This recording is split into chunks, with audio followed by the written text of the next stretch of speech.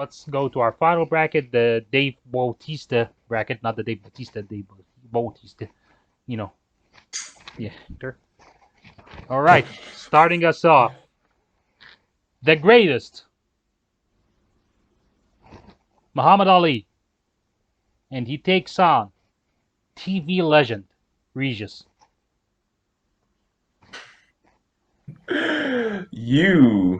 We all voted for this.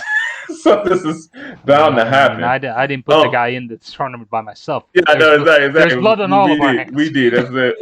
Exactly, it is. Muhammad Ali would knock out. I mean, that makes after a sense. minute, because That Reed is makes smart sense. enough to stay down. Reed just like doing the whole thing where he's like skipping around him and is like giving like a jab, and Yeah. Muhammad Ali just gives him one, and that's it. All right. I would say the same thing. I would say there's gonna be a little bit, Regis going, "Come on, we don't need to fight. We're good. We're best friends." You know, that kind of, Regis stuff. Anyway. Okay, Muhammad Ali advances. Next up, one of James's most favoriteest celebrity/sportsmen ever. Oh, I'm scared about this. The great, the man who has been making waves for the past year in the WWE through whether it be NXT or SmackDown. Of course. All hail the great punter guy himself, Mr. Pat McAfee. If we got in current SmackDown play-by-play man Yeah. also. All right, versus I think he's the color analyst, but the color, yeah. Yeah, and he takes He can do both. Yeah, and he takes on Because he admits how great he is. Yeah. Yeah, wow. Oh, yeah. An exclusive here on the Outlaw Much to Drive It. James finally hails punter guy. Anyways, he takes on one of the coolest cats who ever lived, maybe the coolest cat in this tournament, and one of the greatest mustaches in history, Burt Reynolds. Oh, fuck. This is going to be match of the night, I think. Jeez. Burt Reynolds, because it's Burt Reynolds. and my edge of the moment is distraction from Don DeLuise. Exactly. You definitely had to happen. People aren't allowed in. I know, but I said if they did, I didn't say anything because I knew Joe was gonna say. All right. So without Dom DeLuise, is he still going to need the victory? Yes, he still is because he's Burt Reynolds. I am going with. This match is going to go about 25 minutes. It's going to be a great match. Everyone is on their feet. The crowd is split. Reynolds gets the victory. But post match, they shake hands. Boom! Shot to the balls, and then boom! Knee to the face. Pat McAfee then walks off laughing because he just laid out Burt Reynolds post match. So Burt Reynolds is going to the next round.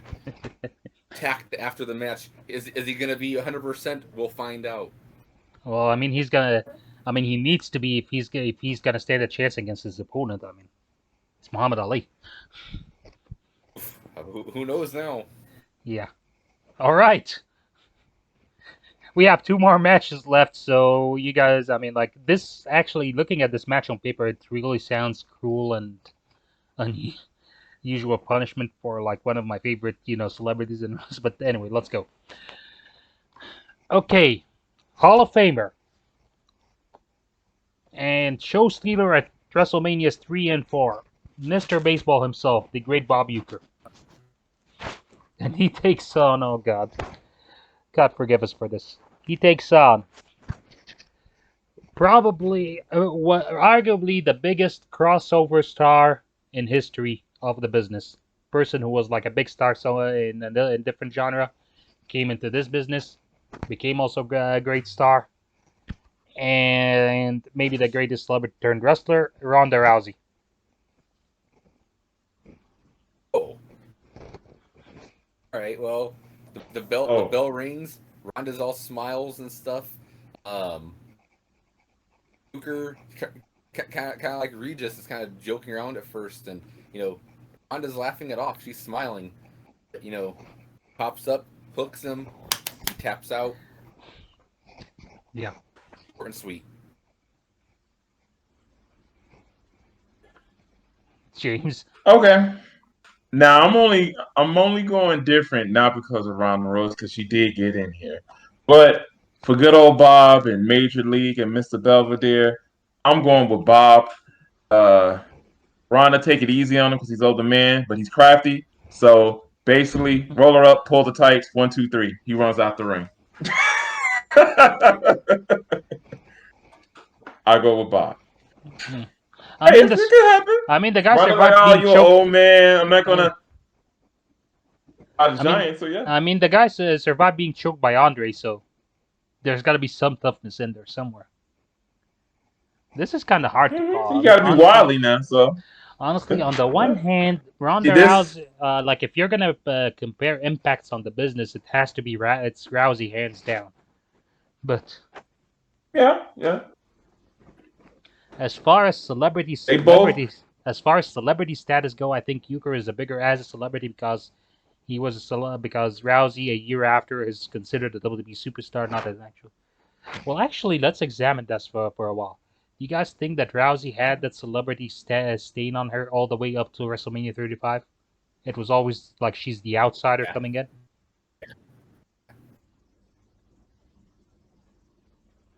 Outside as a celebrity or outside of UFC? Like, I'm thinking more like outside from UFC. Like she's she's an outsider to the WWE. Would she have been considered an outsider for the WWE all the way, throughout her entire tenure in the company, which is about a year? I'd say so because a lot of people still wrote her off as just a UFC person.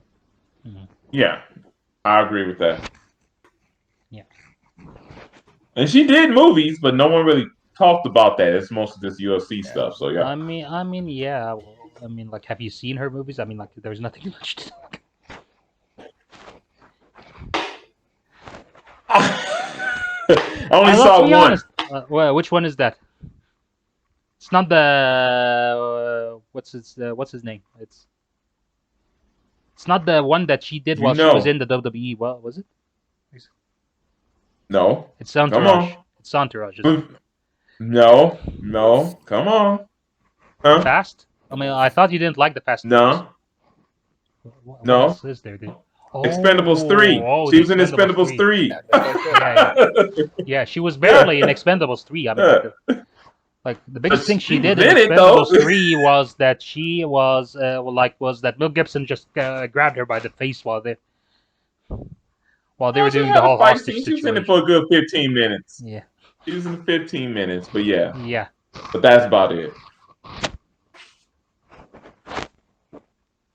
How you forget about Expendables 3? Yeah. To be fair, it is the most forgettable out of the Expendables.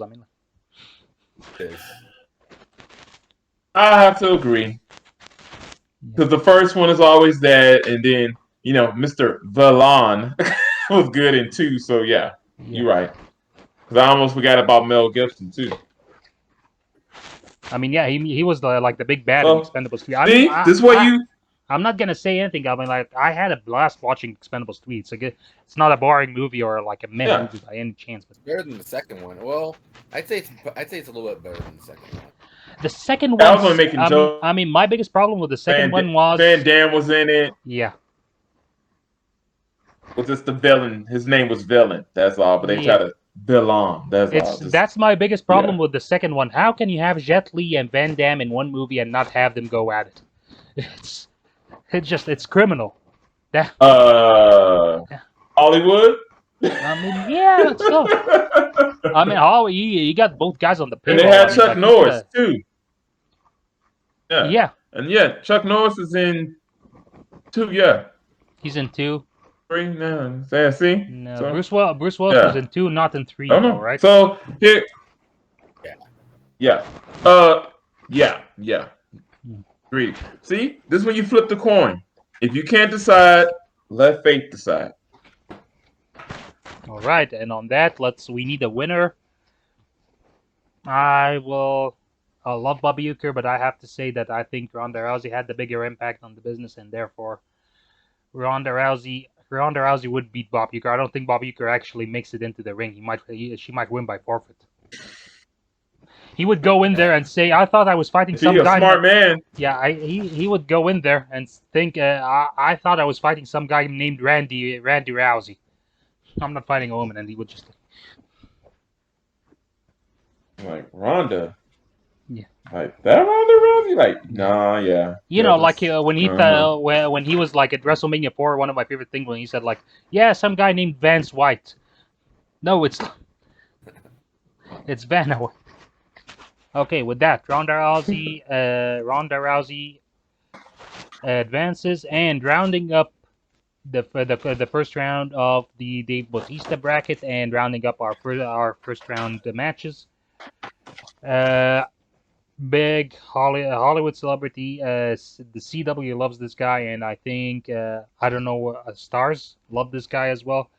He is 1-1 in professional wrestling matches, and the Green Arrow himself, Mr. Stephen Amell, and he takes on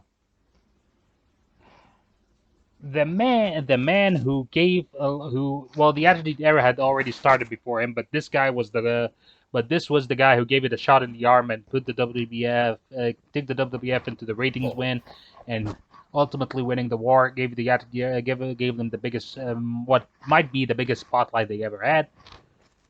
The baddest man on the planet, Iron Mike Tyson. Go. Whoa.